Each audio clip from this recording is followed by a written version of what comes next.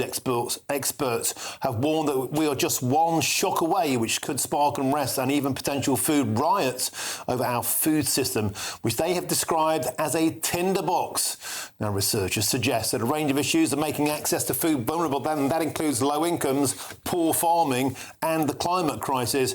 But meanwhile, the man in charge of preparing reform for governments, Danny Kruger, he said that if his party doesn't win the general election or makes a mess of being in power, then he also feels for the country.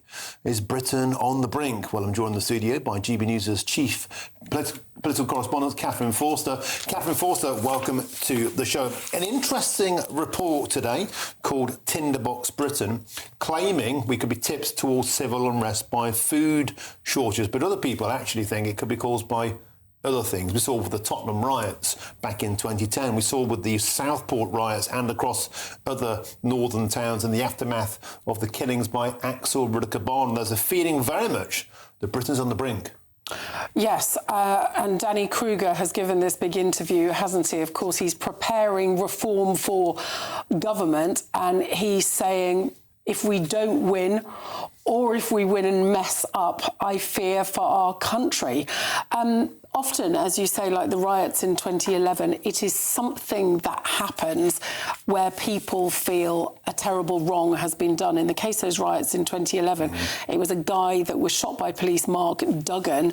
Those riots began in London, then they spread out across the country at all sorts of different places over 5 nights. And it felt like we went from a very civilised, ordered society to anarchy, really, and it just turned just like that.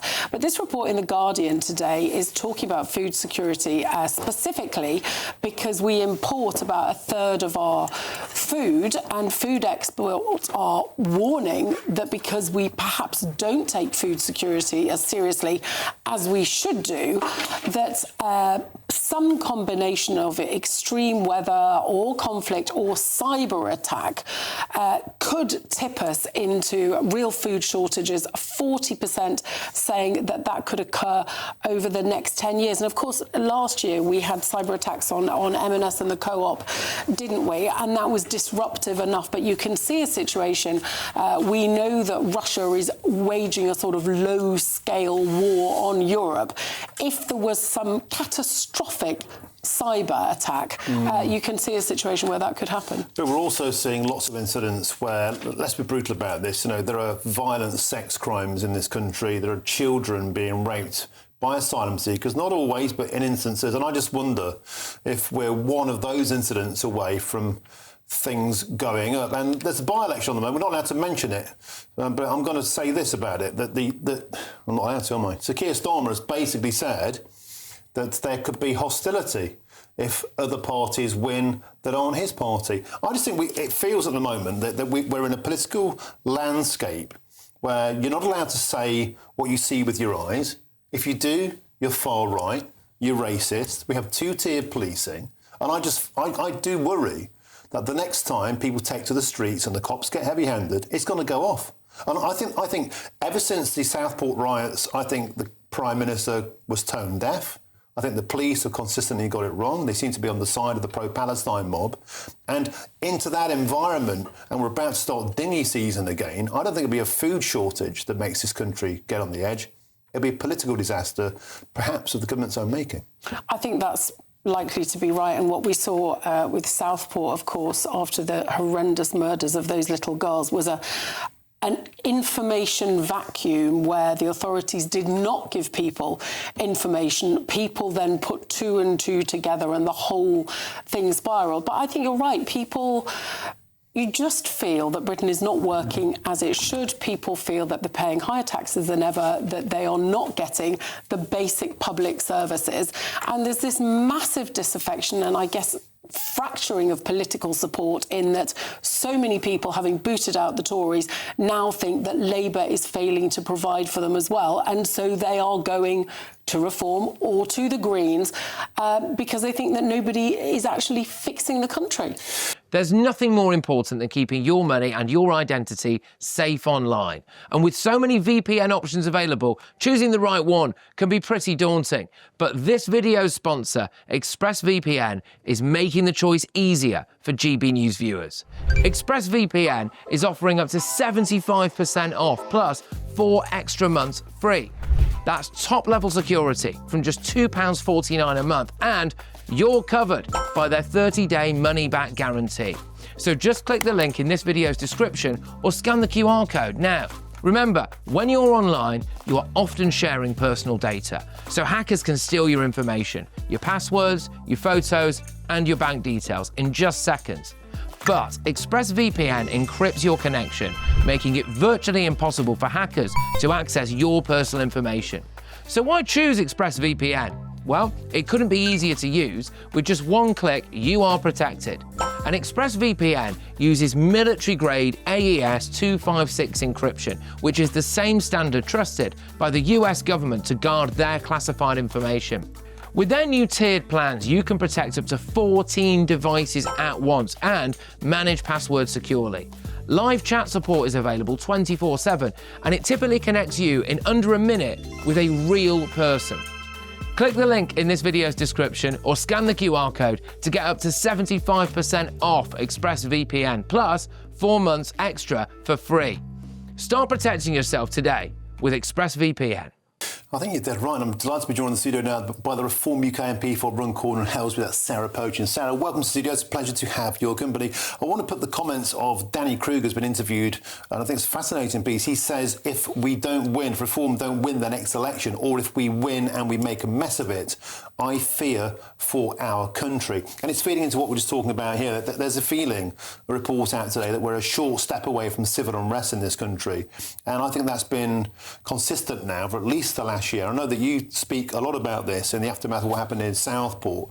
Do you think now it feels like Britain's on the brink?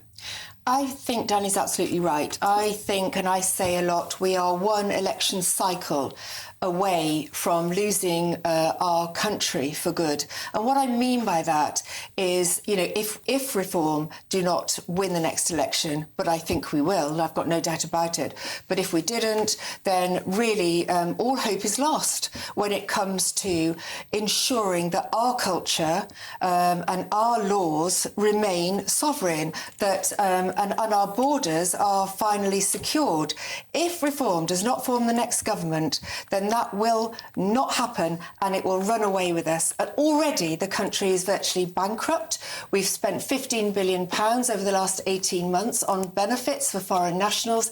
It cannot go on. And I agree, nobody wants to in any way call for or suggest that civil unrest is acceptable. Of course it isn't. But the level of frustration in this country, and I know because I knock on a lot of doors, the level of frustration in this country is reaching boiling point.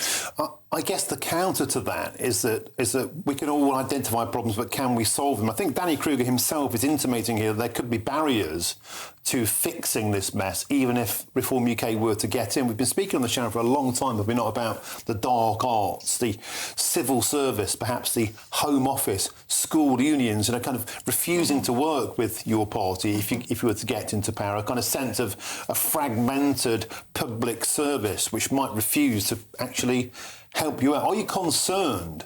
And no doubt your political rivals would paint the picture. If Reform get into power, actually, that'd be a recipe for anarchy. It's going to be tough. And already I know, as a Member of Parliament for Runcorn and Helsby, I can't get in to visit all of my schools.